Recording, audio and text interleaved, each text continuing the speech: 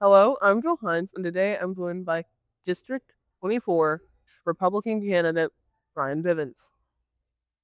So, you want to tell us a little bit more about yourself? I know you're running for re-election right now. I am. So this is my first term. Just completed my second session. So my first term as state representative, District 24. Other than that, I'm married to my wife of almost 24 and a half years, Misty. She is a high school agriculture teacher in LaRue County, and I'm a full-time farmer. Between the two of we have two sons that aren't so little anymore. One's a senior and one's a freshman, and I think when I decided to run for office, that was the main thing that I thought about. I don't care what we do in life, whether we're making decisions in our home, our business on the farm. We're a first generation farm that raises several thousand acres of corn, soybeans, and wheat. All the time, the boys tell me they want to come back and be the second generation. So when we make decisions around that, we're thinking about them going forward, how it's going to impact them. And that was the whole reason I wanted to run for office. It's not just about you and I today, it's about the next generation. And we need to leave a better foundation than what we found when we got here. Um, to following that, what are some things you've noticed out in your community that you want to shed some light on? Well, I think first of all, to be a I tell people all the time, we talk about elections and that you're running for office. I view it a little bit differently. I think that the constituency of District 24, they have an opportunity right now. They're going to hire a person to represent them in Frankfurt in the General Assembly in the House. And that person, so they're conducting a job interview, much like maybe you sitting here interviewing me today. They are interviewing me to whether I want to do that job. Now the difference is I've got past history now. I've just served 2 years, and I think that they are looking at me saying, "All right, did he perform or not?" And I think you have to realize when you get a person into that job and you get in that polling booth, you're going to make your selection. You understand that we want to get somebody that's going to do right for us. I would think when you look at our past track record, some of the bills we've gotten passed, obviously being the only full time farmer in Frankfurt in the state legislature on the House or Senate side, agriculture is near and dear to my heart. So a lot of ag issues I've been forefront of. But I think also when you start to think about things that impact our local communities, one of the biggest things that I have pushed for when I went up there is I talked about we need to get back to putting government taking care of the things it was intended to take care of. Education, infrastructure, those kind of issues. When we look at it from an infrastructure side, we have seen ever since basically since the COVID era come along, we've seen inflation just go through the roof. We can't keep in our household, we're spending a whole lot more money in our household budgets. It's no different with local governments and anything like that. Let's look at the instance of blacktop. So the blacktop a road, you go back pre-COVID, we probably could blacktop 4 miles for what it cost us to blacktop 1 mile today. So I've pushed to get a lot more money to go in towards that. And, when we're sitting here today in Greensburg, I was proud. I met with fiscal court the other day and talked to them about it. And I explained to them, I think it was almost $900,000 worth of county road money that's coming back. Plus, we're working on some state highways going into Summersville from Pittman Creek Bridge. We've got the project going to Campbellsville right now. We also are going to get a new bridge to go in on Dockward Road. So I think that's a plus when we start looking at infrastructure. But then there's other bigger things too. There was over $14 million worth of line item budgets come to Greene County. There was over around $22 million that went to Hart County. That was a big to do. Not every county got that because if you look in the county I live in, LaRue County, we took no line item money back to that. But we took a lot back in Greene and Hart County. And I think that's a great positive for rural America. I tell people all the time when we think about politics, we think about oftentimes Democrat versus Republican. And when you get up there, it's not really that way. I think everybody is there for with good intentions, with a good heart, but it's more of a rural versus urban issue. And we have to consider ourselves. We are in rural Kentucky, right here in District 24. Greene, Hart, and LaRue County are rural counties, and we need a rural legislator, somebody that understands our way of life, that understands the people. I think I'm pretty well an open book, and I think people like to reach out to me. They're willing to share it because I'm one of them. That makes a big difference. When you live, own a business, raise a family here in one of these communities, it makes a huge difference. And I think it's what makes me the best candidate for the job for reelection. If elected, what's the first order of business within your first 100 days in Frankfurt? Well, every time, well, let me back up. When I first ran for office, most people, when they run for office, they are running because something has negatively impacted their life. I was not that way at all. I didn't have an agenda set forth that I wanted to try to go. I really wanted to just protect rural Kentucky. That was my agenda, if you will. When you get up there every year, there's different groups that'll come to you, different people. They want to talk to you about issues they've had. So what I want to do, I want to continue to be that voice. List of those issues and see how we can effectively make change to make that better, so that same issue doesn't affect somebody else going forward. As far as having a set agenda in the first 100 days, obviously, this is they laugh and say it's a part-time gig, but it's not. It's a full-time job because your phone rings all the time. You're always constantly getting emails. Uh, you know, rumor in session, that kind of speeds the process up quite a bit. But that's what I want to continue to do. I want to continue to serve the people. I tell people all the time, I didn't grow up in this district. I grew up outside of Louisville, middle class family. We moved down here. We moved to this area. We chose this area to raise a family in. We chose this area to live in. We chose this area to run a business in. You know, I love this area of Central Kentucky. I'll make an argument with anybody that we live in the best part of Kentucky there is, right here in the heart of it, and I want to see it get better. There's always room to improve. No matter how perfect you think things are, there's always an opportunity to make improvements. Um, so moving on a little, one of the one of the bigger things being campaigned by many people at the moment is talk about congressional term limits. Are you like opposed to that? Are you for it? It all depends. In certain situations, obviously, you don't go into an elected position, whether it be in DC, Frankfurt, wherever it is. You don't go in and take a leadership position immediately. It's kind of like, I compare it to a freshman in high school. When a freshman in high school first come in, they don't have the run of the building. You understand what I'm saying there? It's no, you got to earn that kind of that rite of passage. You got to be there. You got to build, foster those relationships. You got to work towards that. However, I think when you look at certain people that, maybe we need to get more people involved. We don't need to have someone maybe stay there because I think they lose their effectiveness or whatnot, or they lose touch with their constituency. And that's the great thing about elections. I think when you have with our system we have in place, I really, we can sign term limit pledges, and I have no problem with that. However, I think if the process is working like it should, and people are getting out and voting, and we have good people that are stepping up to run, I think that problem takes care of itself in the future. I think, we can look and you can name names whoever you want to. There's been a lot of elected leaders over the years, whether they're from Kentucky or another state, that have served long periods of time. And I think we also come to realize that they start to lose some effectiveness after a little bit.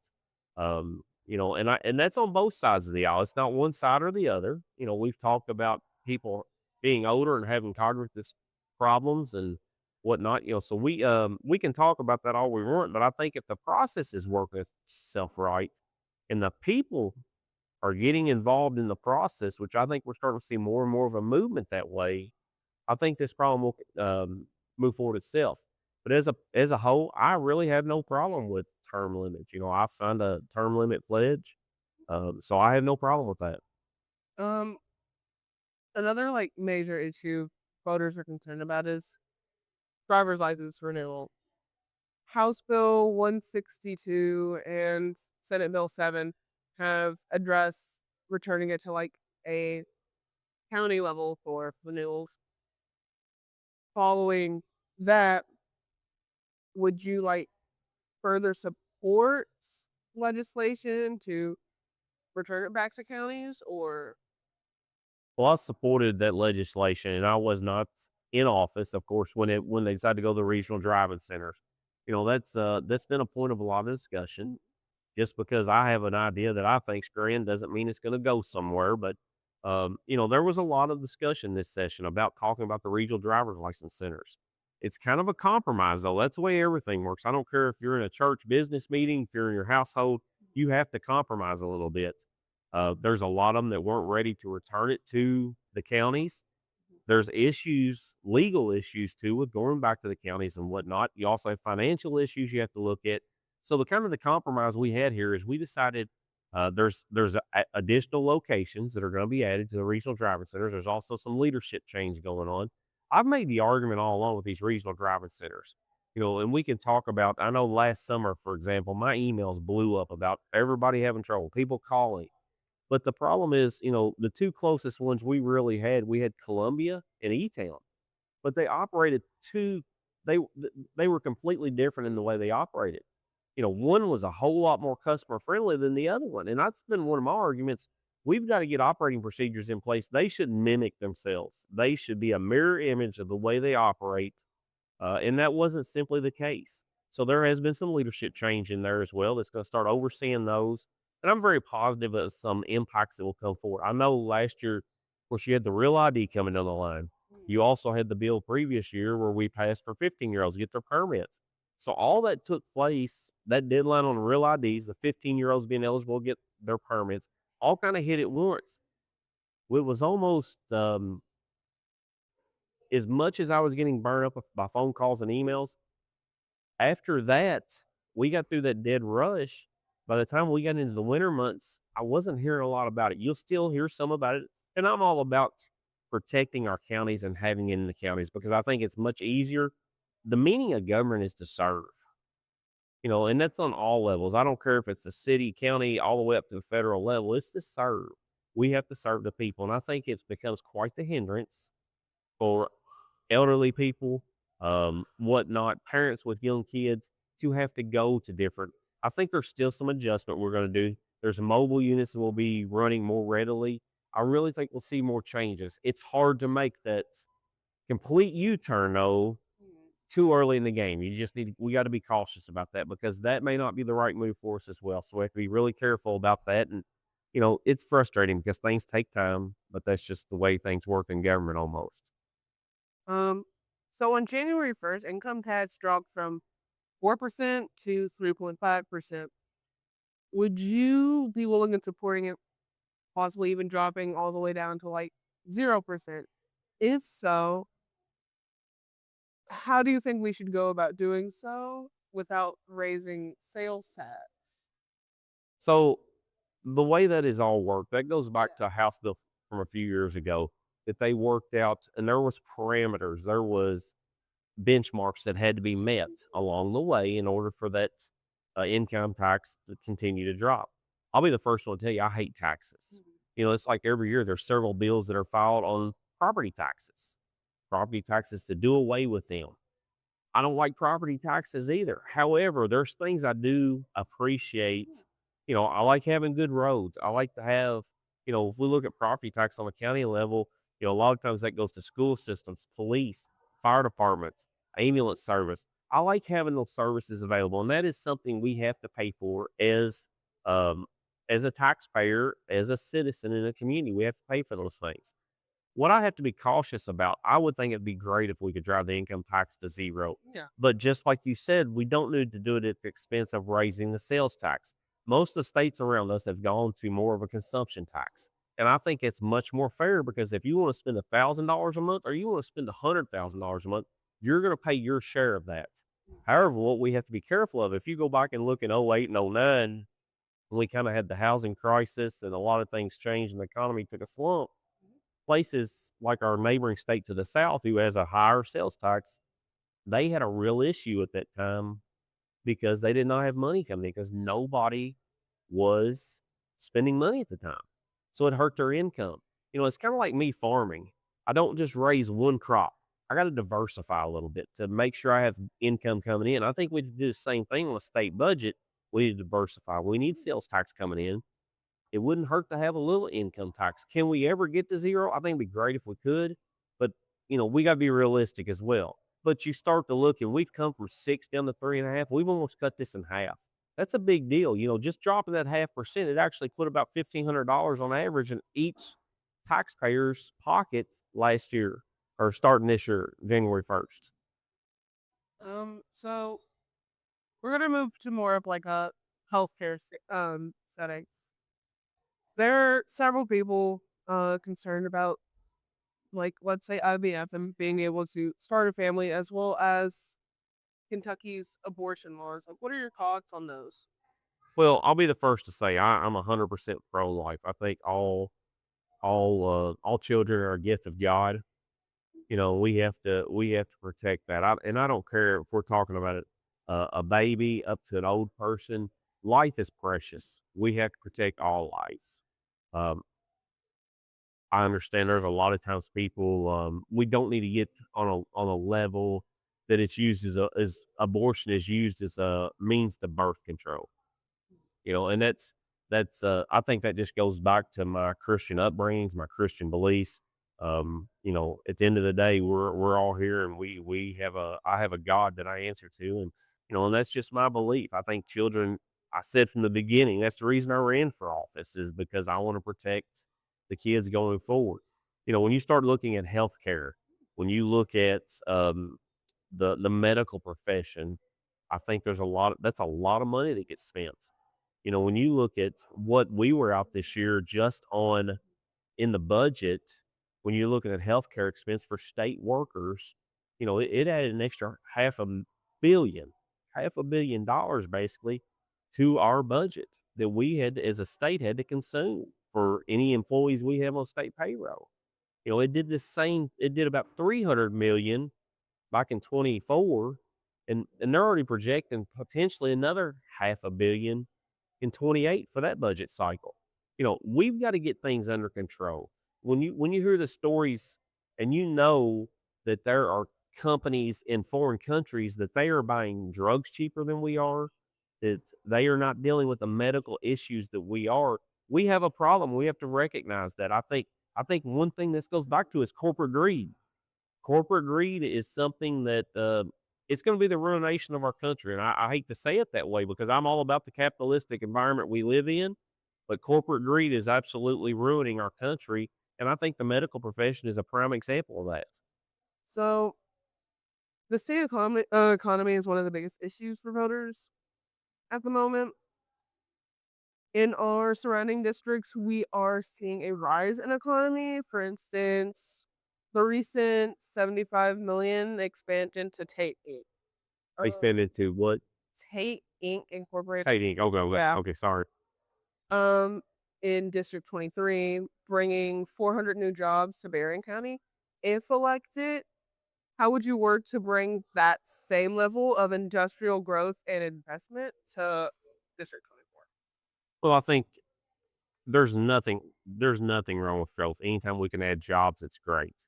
But I also think that we have to be very considerate and we have to be very smart about any kind of growth we take on. I will use the example where I live in the northwestern side of this district. I'm not too far from Blue Oval. You know, that's one of the biggest investments that was ever made in state history, and we see where that has gotten us today. It's not really panned out.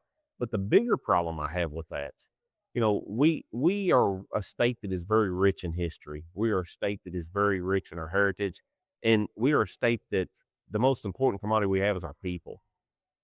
We can't go in just for the sake of wanting to plant a new factory or a new industrial site into a small community at the expense of others in that community. It goes back to serving the constituency that is there. When you look at Blue Oval and what it did, yeah, it sounds great in the headlines. You know, we're going to bring 5,000 jobs here. But with the story that was not told is the people that were displaced from homes, the people that in its small rural community, much like what Greensburg is right here, it's got a lot of history about it, that it has changed that community forever. It will never be the same again. You know, and like I said, there's nothing wrong with change, but we have to be very smart about change. You know, always look for opportunities to bring something in. You know, every community has some type of small industrial um, land or commercial park available to land some of these kind of businesses in. But do we need to do it as a big one? No, absolutely not, in my opinion, not in small. Because for one, we have to be considerate. Because when you start to do these kind of things, you have to think about the people that already live there. For one, you've got to have infrastructure to handle it. Do you have if we landed, let's just take Greensburg right here as an example.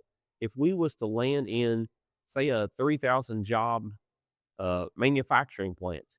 Do we have the infrastructure here to handle it? Do we have the road system? Do we have the electrical power grid to handle it? Do we have the water capability to handle it? Do we have the discharge to be able to handle the waste that comes out of that facility? We have to be smart about those kind of things. We can't go in and in an essence get our cart before the horse and then put the citizens that have built this community, the citizens that have grown up here, the citizens that lived here their whole life, put them to where they are putting the build in for something new to come in. Because let's take in the instance, there's a lot of talk right now about data centers across the state. When you look at data centers and, you talk about, well, you're looking at increased um, demand for huge increased demand for power, huge increased demand for clean water to go through. Well, okay, when we start increasing that, who's gonna pay for that? If we've given all these kind of businesses these tax credits to come in, and obviously we wanna try to attract them, that's one way you do that, but it doesn't need to fall onto the back of the current citizens of those communities. So, yeah, I would always look for it, but I'm also gonna be smart and make sure we get the right fit for the right community. With recent headlines about the ongoing war/military operations occurring in Iran, what are your thoughts on the current conflicts with the US/Israel and Iran? Well, first of all, those are federal issues, not Yeah. state, so that's kind of out of my wheelhouse. But personally, I think first and foremost, we have to remember we're American citizens. We have to protect the people of this country at no cost, at whatever cost. That's our job. That's our military's job. We have to protect our resources. When you've got people that are unfriendly, you have to deal with it at some point. You can't just keep kicking that can down the road. It's like my boys. I mentioned before, I got a freshman and a senior, and one of the lessons I've taught them, I was telling them, you better never start a fight, but you had better finish it and defend yourself, or you defend somebody that cannot stand up for themselves, somebody that's incapable of doing that. And I think it's the same. You can look at that same kind of lesson a lot of times when you look at some of these conflicts, when we've got people, and there are things I'm sure that you and I don't know about that's intelligence that they have backing some of this. Uh, I don't think anybody's just going to go to war for a reason just to say we're going to war. I think they're doing things and they've got good, sound evidence behind backing up what the decisions are they're making. All right. Final question. Is there anything you'd like to say to your fellow Kentuckians? Quote, slogan, words of advice, or even where they can find you? Well, I'm pretty readily available. First of all, I had to laugh last year. We went this past summer. We went through a security training. You always have to do these different trainings when you're an elected official. One of them security, and they said, "Don't share your cell phone number with anybody. Don't be careful about what you put on social media. Definitely don't let anybody know where you live because there has been attacks come after certain elected leaders in the past across this country, and those are the kind of things.